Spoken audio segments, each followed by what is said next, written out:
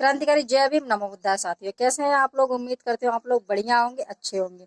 साथियों, होली का त्योहार आने वाला है और कुछ लोग हैं जो बहुत बेसब्री से होली के त्योहार का इंतजार कर रहे हैं कि कब होली का त्योहार आएगा और हम होली का त्योहार मनाएंगे।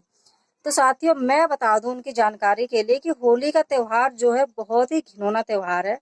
और आप लोग मेरी इस वीडियो में जानेंगे कि होली का त्योहार हमको नहीं मनाना चाहिए और क्यों नहीं मनाना चाहिए, उसकी वजह भी मैं आपको बताऊंगी। साथियों, आप लोग इस सच्ची घटना को जान करके होली का त्योहार आज के बाद आप कभी भी नहीं मनाएंगे। प्लीज आप लोग मेरी वीडियो में एंड तक बने रहिएगा और हम इस वीडियो में जानेंगे कि हमको होली का त्योहार क्यों नहीं मनाना चाहिए। आप लोगों का ज्यादा समय न लेते हुए हम अपने मेन टॉपिक पर आते हैं। साथियों, होली का त्योहार एक बहुत ही घिनौना त्योहार है। आप लोग जैसे कि आप लोग जानते ही होंगे कि हिरण्यकश्यप एक राजा थे हरदोई के राजा थे। जैसे कि हिरण्यकश्यप के बेटे का नाम था प्रहलाद और प्रहलाद के बुआ थी, उनका नाम था होलिका। और मैं आप लोगों को बता दूं कि जैसे प्रहलाद जो थे ना, वो छोटे हिरण्यकश्यप की एक लौती बहन थी होलिका और उनका एक बेटा था प्रहलाद। और जैसे प्रहलाद को पहले के जमाने में स्कूल नहीं थे, गुरुकुल होता था, तो उनके पिताजी ने अपने बेटे को जैसे प्रहलाद को गुरुकुल में एडमिशन करा दिया। वहां पर एडमिशन कराने के बाद उनको बाद में पता चला कि वो स्कूल जो है वहां पर राम को मानने वाले लोग ही वहां पर पढ़ते हैं और ऐसी ही पढ़ाई उस स्कूल में होती है। और हिरण्यकश्यप जो थे गौतम बुद्ध जी को मानने वाले थे, उनके अनुयायी थे। तो प्रहलाद का जो एडमिशन है, प्रहलाद का एडमिशन जब गुरुकुल में हो गया तो वो ज्यादातर राम नाम जपने लगा और सोते जागते उसको सिर्फ एक ही मतलब नाम लेता, वो राम नाम ऐसे ही जपता रहता है। खाना खाते भी समय, खेलते समय सिर्फ एक ही नाम जपता, वो है राम नाम। ठीक है। तो उनके पिताजी को बहुत ही गुस्सा आया। एक दिन उन्होंने कहा कि अगर तुम ऐसा बोलना बंद नहीं करोगे तो मैं तुम्हें घर से निकाल दूंगा, मैं तुम्हें राज्य से निकाल दूंगा। तो जो हिरण्यकश्यप थे उन्होंने ऐसा कहा प्रहलाद को, तो उसके समझ में कुछ नहीं आया क्योंकि प्रहलाद की जो है संगत गलत हो चुकी थी। जब उसकी संगत गलत हो चुकी थी तो उसने अपने मम्मी पापा की बात क्यों माने? अपने पापा की बात वो मानता ही नहीं था बिल्कुल। और हिरण्यकश्यप जी जितना भी बोले, जितना भी समझाया, उसके कुछ भी पल्ले नहीं पड़ता था और वो वहीं जाकर बैठ जाता, उन्हीं के साथ में, उन्हीं की संगत में बैठता, वहीं पर उठता। ठीक है। तो एक बार जो है हिरण्यकश्यप जी को बहुत ही गुस्सा आया और उन्होंने प्रहलाद को जो है राज्य से निकाल दिया। जब राज्य से निकाल दिया तो वो घर से निकल गया, राज्य से निकल गया। और ये बात उनकी बहन को, जो होलिका थी, उनको पता चलता है। और होलिका को जैसे ही पता चलता है कि मेरा भतीजा जो है राज्य से निकाल दिया भाई ने, तो बहुत ही दुखी हो जाती हैं, बहुत परेशान हो जाती हैं। और ऐसे ही समय जो है बीतता गया, शाम हो गई। और जैसे ही शाम होती है और शाम हो गई और शाम को प्रहलाद जो है घर पे नहीं आया तो बुआ जो है बहुत ज्यादा परेशान थी और उसको ढूंढने के लिए निकल जाती हैं, बिना बिना भाई के इजाजत के उसको ढूंढने के लिए निकल जाती हैं कि मेरा भतीजा कहाँ गया। मतलब बहुत ही लाडला होता है वो और घर में प्यारा होता है, तो वो निकल जाती हैं ढूंढने के लिए। और जब ढूंढने के लिए निकल जाती हैं तो पहुंचती हैं उसी मोहल्ले में जहां पर वो बैठता उठता था। और वहां पर जब वो पहुंचती है होलिका, तो कभी तो वो राज्य से निकली नहीं थी बाहर और ना ही कभी वो गांव में गई थी।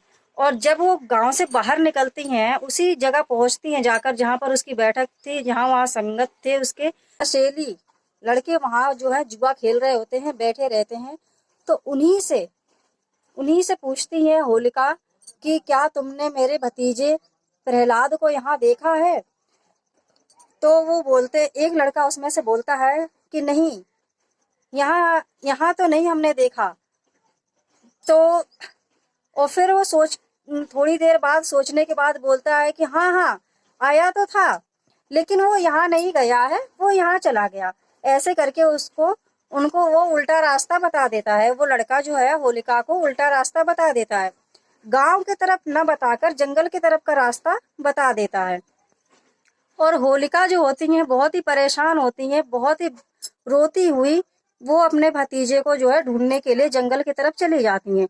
और जब जंगल की तरफ जाती हैं तो थोड़ा थोड़ा अंधेरा होने लगता है, और अंधेरे वो ये भी नहीं देखती कि अंधेरा हो रहा है क्या हो रहा है, क्योंकि वो बहुत ज्यादा परेशान होती हैं अपने भतीजे को लेकर।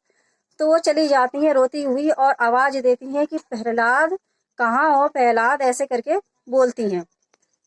और रोती हुई परेशान रहती है। जो होलिका को गलत रास्ता बताते हैं वही लड़का उनको पीछे से आकर पकड़ लेते हैं, दबोच लेते हैं, पता है आपको।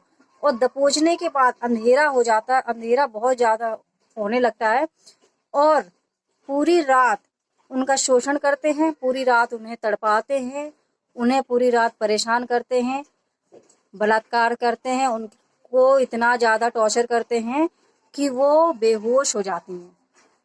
होलिका जो होती हैं बेहोश हो जाती हैं, और सुबह के 4 बज जाते हैं। तब वो दिमाग लगाते हैं लड़के कि अब मैं क्या करूं, अगर ये हिरण्यकश्यप को पता चल जाएगा कि हाँ उसकी बहन के साथ मैंने ऐसा किया है तो वो हमको जिंदा मार डालेगा, जीते जी मार डालेगा। तो ये सोचकर वो लड़के होलिका को जो है जिंदा जला देते हैं। वो बेहोश हो जाती हैं और उनको बेहोशी के हालत में ही आग में झोंक देते हैं, जिंदा जला देते हैं। आप लोगों को बता दूं मैं साथियों, मार्च के महीने में जैसे कि गेहूं और सरसों है ना, बहुत सी फसलें जो है मार्च के महीने में आती है, आधी कच्ची होती है आधी पक्की होती है। उसी को उखाड़ उखाड़ कर उसी में आग लगाकर होलिका को जिंदा जला देते हैं। और उसी जली हुई उसी राख से वो लोग एक दूसरे के ऊपर कलर राख लगाते हैं, एक दूसरे के चेहरे पर उसी राख को, जली हुई जो चिता होती है उसी राख से एक दूसरे के चेहरे पर लगाते हैं, और बोलते हैं, खुशी से बोलते हैं एक दूसरे को कि बुरा न मानो होली है। और उसी दिन से हमारा जो है समाज होली का त्योहार मनाता है। और ये मनुवादियों की जीत थी और हमारी हार थी, हमारी होलिका बहन की हार थी। और उस मनुवादी जो होते हैं उसी दिन से इस घटना को होली के त्योहार के रूप में मनाते हैं। और जाने अनजाने हमारे समाज के लोग भी इसमें शामिल हो रहे हैं, बहुत ही खुशी तरीके से होली का त्योहार मनाते हैं। तो मैं अपने समाज के लोगों से निवेदन करती हूँ कि आप लोग जो है अपने इतिहास को जानिए, अपने इतिहास को पढ़िए, और ऐसे काम बिल्कुल मत कीजिए, अंधविश्वास से दूर रहिए। साथियों, ये हमारे होली के त्योहार की सच्ची घटना। क्या आप लोग अभी भी होली का त्योहार मनाना चाहेंगे? प्लीज कमेंट में बताइएगा। आप लोगों को हमारी वीडियो अच्छी लगे तो प्लीज कमेंट में बताइएगा, और हमारी वीडियो को ज्यादा से ज्यादा शेयर करना कि हमारे समाज के लोग अपनी बहन को याद करें और ऐसे घिनौने त्योहारों से दूर रहें। जय भीम, नमो बुद्धाय।